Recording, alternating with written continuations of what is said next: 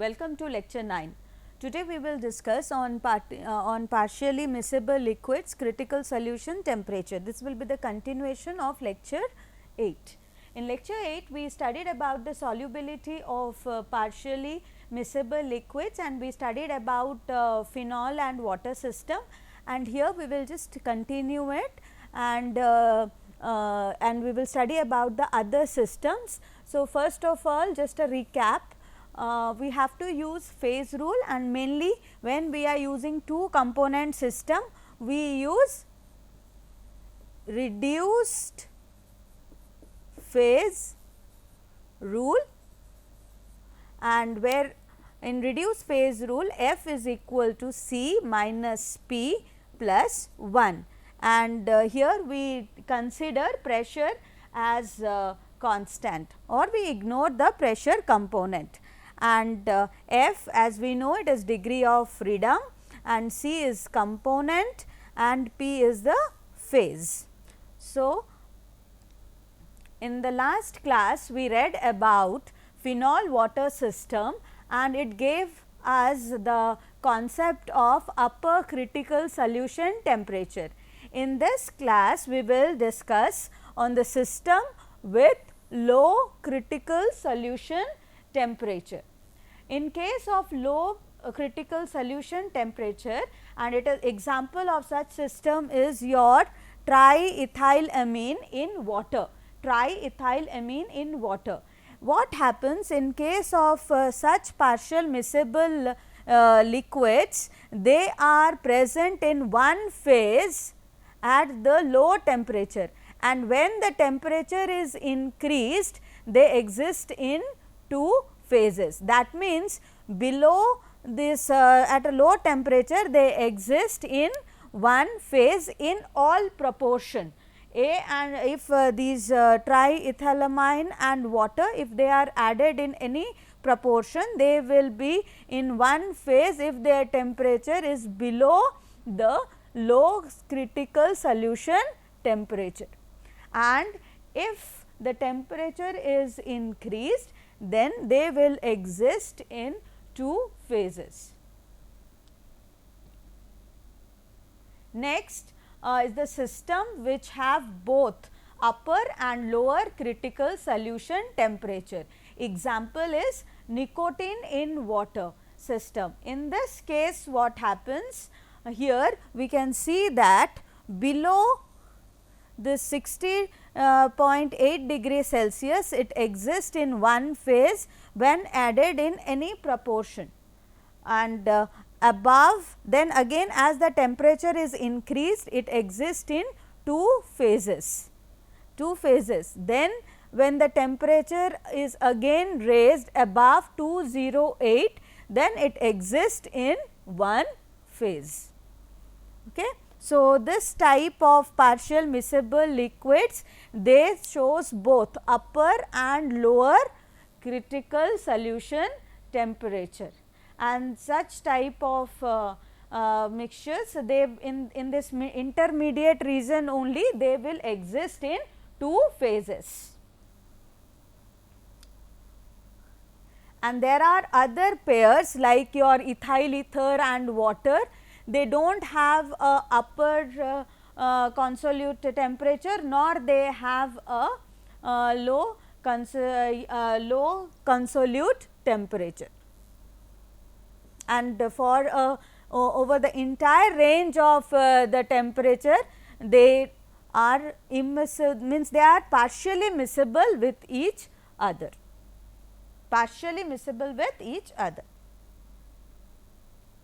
Then what is critical solution temperature? We already know what is critical solution temperature. Just a recap, it is the temperature at which complete miscibility or a homogeneous solution is reached as the temperature is raised, or as the temperature is lowered, depending on the type of the system, and here lowered regardless of the composition of the mixture, whatever proportion we take of the two liquids, it will remain in one phase, either above a particular temperature if the system shows upper critical solution temperature, or below a certain temperature if it shows lower critical solution temperature. Basically, these are used to find out the best solvents which can be used for a drug or a mixture of drug, and it is used to overcome the problems which are associated with pharmaceutical solutions. Then comes influence of foreign substances. Now, influences of foreign substances, as we have already studied that in when we add a substance to a binary liquid, then it becomes, the system becomes ternary system. Why? Because see, already we have two liquids, so it is binary liquid, and when we are adding a third component, then it becomes ternary system, that is 3 component system. Now, if the added material is soluble in only one of the 2 components, the mutual solubility of the liquid pair decreases. Now, what happens in case of the systems or binary mixtures which shows upper critical solution temperature? See, if the original binary mixture shows upper critical solution temperature, then if we add the third component, then the temperature is raised, For example, if we add 0.1 m of naphthalene in phenol and water system, we know that naphthalene is soluble in phenol, it is soluble only in phenol, it is not soluble in water. So, as it is soluble in phenol, what it does? It decreases the mutual solubility of phenol and water, and we all know that the upper critical solution temperature of phenol is phenol and water system is 66.8 degrees Celsius. But if we add naphthalene, what will happen? This temperature will be raised above 20 degree Celsius, that means 66.8 plus 20, that means the temperature will become 86.8 degree Celsius. Now, if we add this naphthalene, then the upper critical solution temperature will be raised to 86.8 degree Celsius. Similarly, if we add potassium chloride to phenol water system, then potassium chloride, it is soluble in water, and it will also rise the critical solution temperature of phenol and water by above 8 degree Celsius.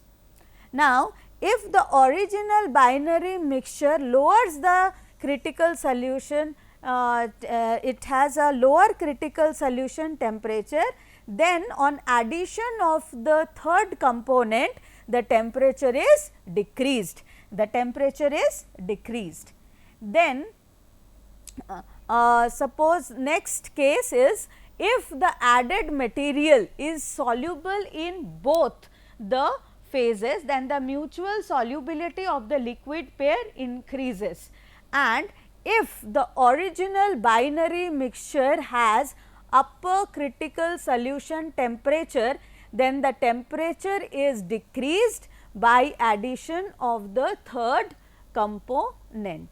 And if the original binary mixture has lower critical solution temperature, the temperature is increased by addition of the third component.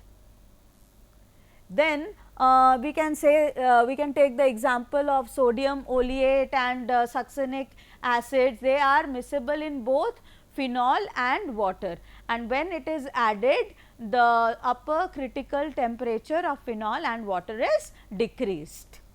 Then comes then the next point is, if the solubility of the two partially miscible solvent is increased by the addition of another agent, then this process is referred as blending. This process is referred as blending. And when the solubility of water of a nonpolar liquid increases by micelle forming surfactant or surface active agents, then this phenomenon is called as micellar solubilization. Now, we can see what happens in case of micelle formation. Suppose we have taken a container and we have the solvent, and we all know that the surfactants have two parts. This is the structure of surfactant, it has two parts. It has polar head, okay, and a nonpolar tail. It has a polar head and a nonpolar tail. This is A. Okay.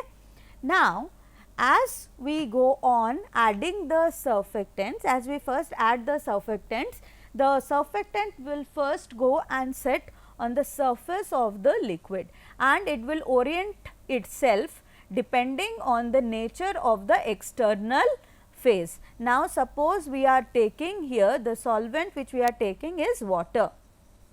So, water have polar nature,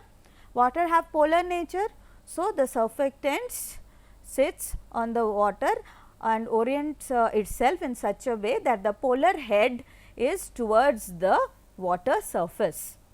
Now, as we are adding surfactant, the surfactant has occupied all the space on the surface of the water. Now, if again I continue adding the surfactants, what will happen? The surfactants will not have any space to sit on the surface. Now, the surfactants will enter into the bulk. It will enter into the bulk. So, as it enters into the bulk,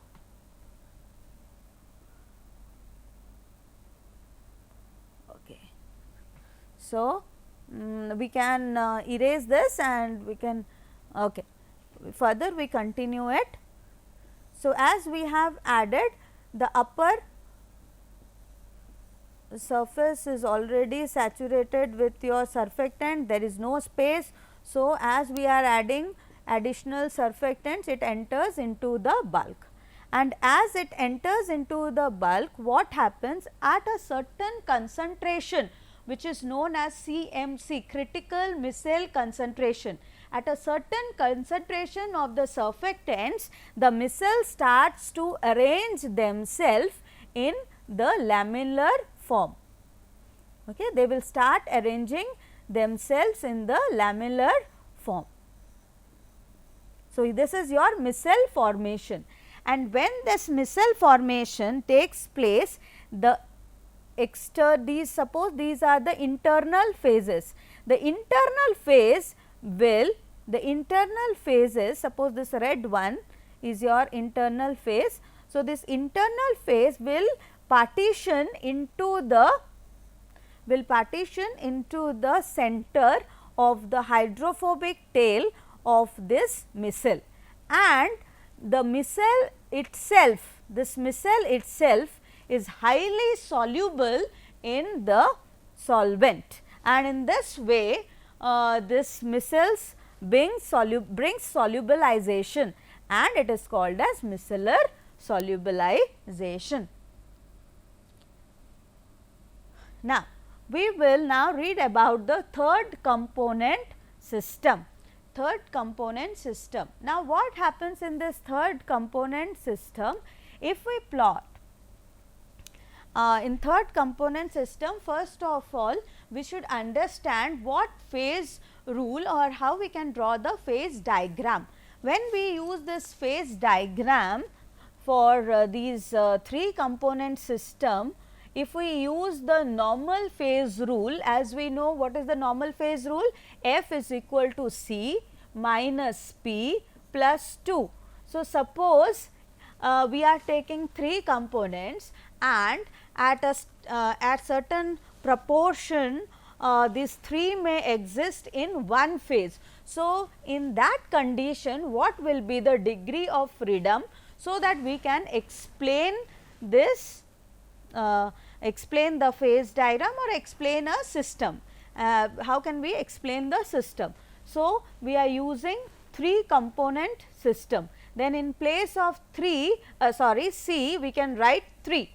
In place of C, we can write 3 plus, if it it's minus, so just I will erase it. Okay. So, minus in place of P I can put 1 plus 2. So, what will be the value of F? F will be equal to 4. Now, it is very difficult to represent this in a planar surface, and in case of 2 component system also, when the phase was 1, the F value which we got was 3, and it was very difficult for us to represent the 3D model in a planar structure. So, what we did? We ignored the pressure. Now, in this case, when we talk that it is when we say that F is equal to 4 means one is your temperature, one intensive property is temperature, another intensive property is your pressure, and another intense property is concentration of one component, and the other one is the concentration of another component. Okay. And for the third component, what we do, mainly this 4 intensive property we have to fix. Now, for another component, what we do, we can sum up these 2 concentration of these concentration of any 2 components, and then we can subtract it from the total concentration, then we will get the concentration of the third one. Okay. So, here we consider concentration of 2 components, pressure and temperature, as the intensive property, but it will be very difficult to present this in a 3D, means to present it in a planar structure. Now, what we will do, instead of this, we will use the phase rule in such a way that we will keep temperature also constant. We will keep temperature also constant and pressure and temperature both constant. So, what we will get? C minus P, and this plus, before for 2 component system we were using this formula, but here if we use this formula also, then also the value of F will be 3. So, we do not, even if it is 3, then also we can't represent it in a planar surface. So, what we will do? We will keep both pressure and temperature constant. So, this will be your 0. Then what value we will get for F? C is 3 minus 1, then we will get 2. F is equal to 2. That means, here the intensive property which we are using is concentration of one component. Suppose here as we have A, B and C. So, we can use here concentration of component A and concentration, concentration, let me erase this.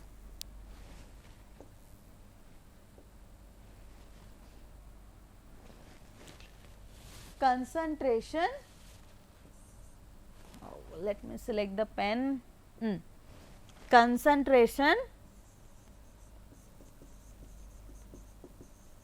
of component B, and the other component we will get it by adding these two components and then subtracting it from the total concentration. Now, we will come how we can draw this graph. So, to draw this 3 component phase diagram, we will take the help of the triangular coordinate. Sometimes we can also use rectangular coordinates, but mostly we use triangular coordinates. Okay. Now, here as the 3 apex of this triangle has been taken as 3 component. Here component A, here component B, and here we have component C.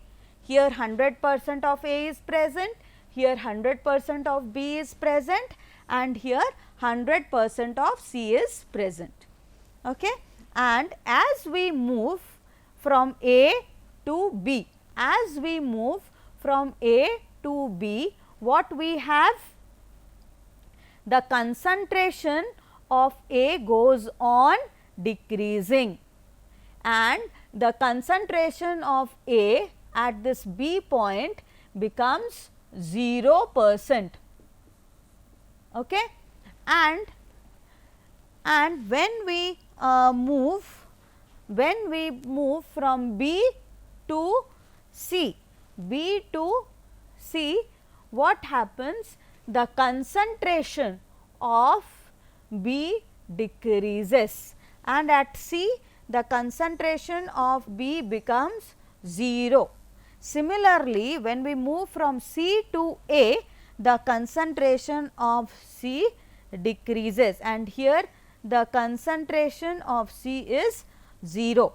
And in likewise, when we move from A to B, what happens? See, the concentration of B is increasing, and when we move from your C to B, what is happening?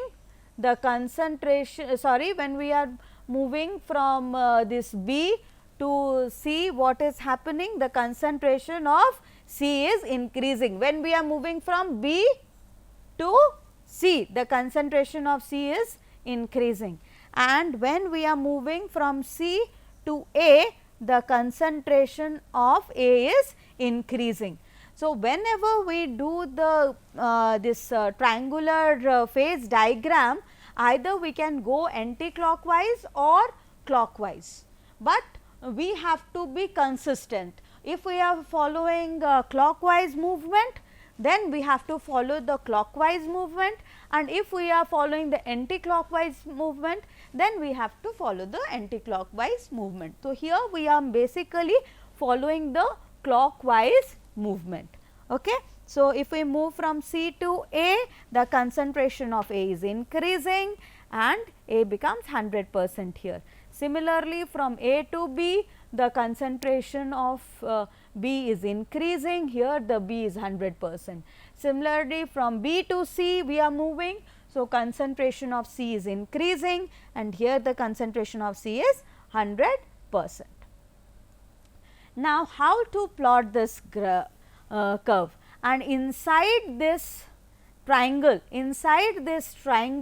we have various combinations of the 3 components. Inside this triangle, we have various compositions of these 3 components in varied proportions. Okay. Now, when we are considering this A and C, and A and C, suppose we are considering A and C. Here you can see this apex is B is 100%. So, as we move horizontally parallel to A C, see, as we are moving horizontally parallel, this line which is parallel to your A C. Actually, in this A C, here AC line, the concentration of B is equal to 0. Where the concentration of B is equal to 0 here in this A B line, and as we move towards the apex of A, and this line, this represents the concentration of B.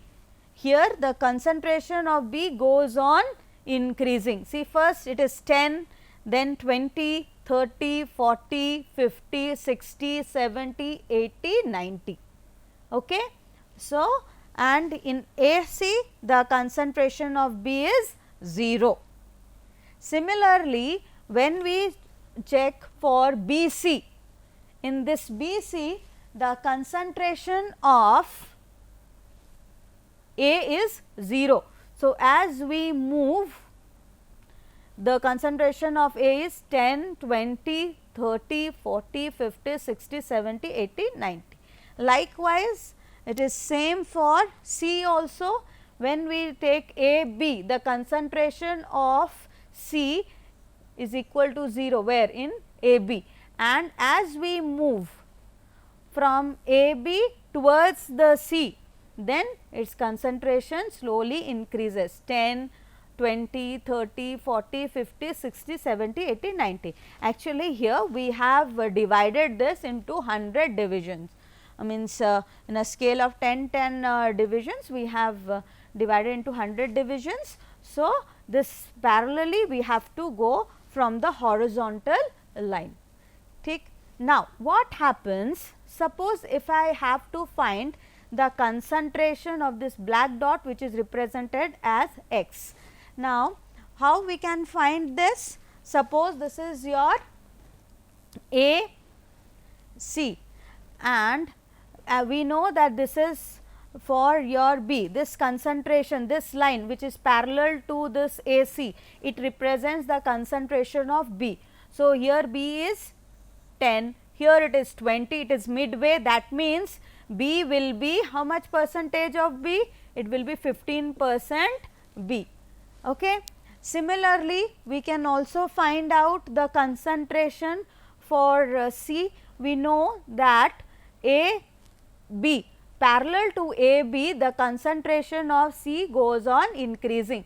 So, here first it is 10, then 20, then here it is 30. See, this point lies on this line which represents 30% of C. So, C is your 30% C. So, we know that the total concentration will be 100, and if we want to find out the concentration of A, then it is equal to 100 minus 15 plus 30. That means, it will be 55%. A will be 55%. So, at x, A is equal to 55, B is 15 and C is 13. And likewise, any line which is parallel to this axis, it will have the line which is parallel to the horizontal axis, it will have a fixed composition. It will have a fixed composition. Okay. And any line which has been drawn from any apex, okay, toward your horizontal line, this along this line, the suppose from C we have drawn a line to AB, then what happens here along this line DG, along this line DG, or we can say DF, along this line DF or DC, what happens along this line DC, what happens, the composition of A and B will be in a fixed ratio. So, with this we just conclude about this 3-phase diagram. In the next class we will discuss about the 3-component phase diagram using a third components. Then thank you, and leftovers we will discuss in the next class. Thank you.